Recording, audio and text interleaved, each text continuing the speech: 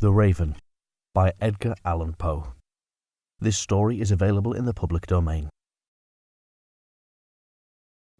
Once upon a midnight dreary, while I pondered, weak and weary, over many a quaint and curious volume of forgotten lore, while I nodded, nearly napping, suddenly there came a tapping, as of someone gently rapping at my chamber door.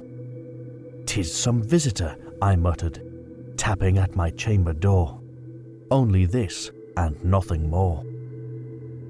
Distinctly I remembered, it was in the bleak December, and each separate dying ember wrought its ghost upon the floor.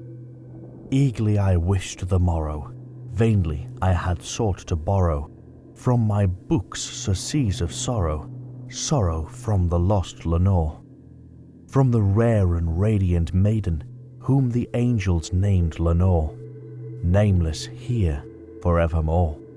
And the silken, sad, uncertain rustling of each purple curtain thrilled me, filled me with fantastic terrors never felt before, so that now, to still the beating of my heart, I stood repeating, "'Tis some visitor entreating entrance at my chamber door. Some late visitor entreating entrance at my chamber door. This it is, and nothing more." Presently my soul grew stronger, hesitating then no longer. "Sir," I said, "or madam, truly your forgiveness I implore.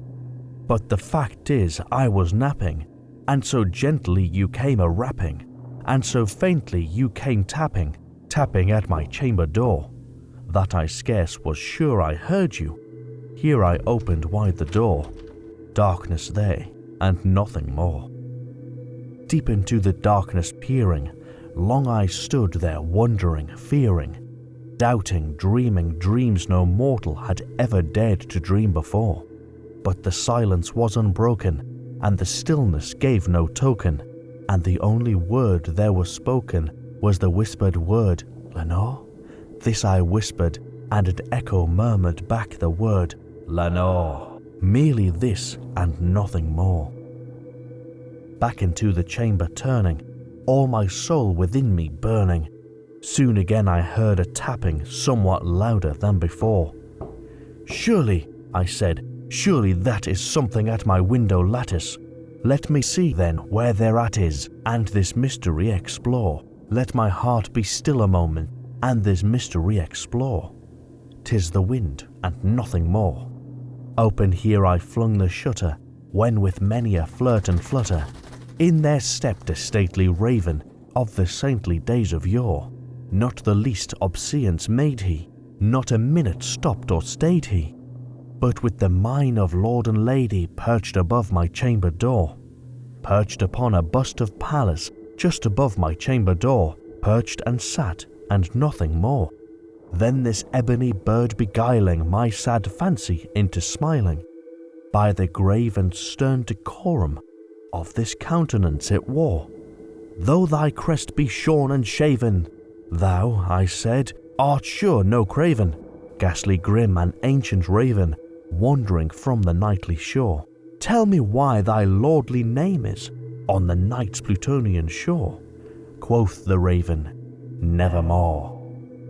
Much I marvelled this ungainly fowl to hear discourse so plainly, though its answers little meaning, little relevancy before. For we cannot help agreeing that no living human being ever yet was blessed with seeing bird above his chamber door, bird or beast upon the sculptured bust above his chamber door, with such name as Nevermore. But the raven, sitting lonely on the placid bust, spoke only the one word, as if his soul is in that one word he did outpour.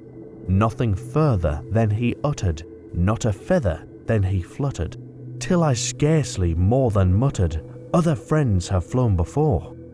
On the morrow he will leave me, and my hopes have flown before." Then the bird said, "Nevermore." Startled and the stillness broken by reply so aptly spoken, "Doubtless," I said, "what it utters is its only stock and store. caught from some unhappy master whom unmerciful disaster followed fast and followed faster till his songs one burden bore, till the dirges of his hope that melancholy burden bore of never, nevermore. But the raven still beguiling all my fancy into smiling, straight I wheeled a cushioned seat in front of the bird and bust and door. Then upon the velvet sinking, I betook myself to linking fancy unto fancy, thinking this ominous bird of yore. What this grim, ungainly, ghastly, gaunt and ominous bird of yore meant in croaking nevermore. This I sat engaged in guessing, but no syllable expressing to the fowl whose fiery eyes now burned into my bosom's core. This and more I sat divining, with my head at ease reclining on the cushion's velvet lining that the lamplight gloated o'er, but whose velvet violet lining and lamplight gloating o'er she shall press, nevermore. Then, methought, the air grew denser, perfumed from an unseen censer, swung by seraphim whose footfalls tinkled on the tufted floor. "Wretch," I cried, "thy God hath lent thee, by these angels he hath sent thee, respite, respite, and lent thee from thy memories of Lenore. Quaff, oh quaff, this kind of Nepenthe, I forgot this lost Lenore," quoth the raven, "nevermore." "Prophet," I said, "thing of evil, prophet still, if bird or devil, whether tempter sent or whether tempest tossed thee here ashore, desolate yet all undaunted, and on this desert land enchanted, on this home by horror haunted, tell me truly, I implore, is there balm in Gilead? Tell me, I implore," quoth the raven, "nevermore." "Prophet," I said, "thing of evil, prophet still, if bird or devil, by that heaven that bends above us, by the God we both adore, tell this soul with sorrow laden, if, within the distant Aden, it shall clasp a sainted maiden whom the angels named Lenore, clasp a rare and radiant maiden whom the angels named Lenore," quoth the raven, "nevermore. Be that word or sign or parting, bird and friend," I shrieked upstarting, "get thee back into the tempest and the night's Plutonian shore.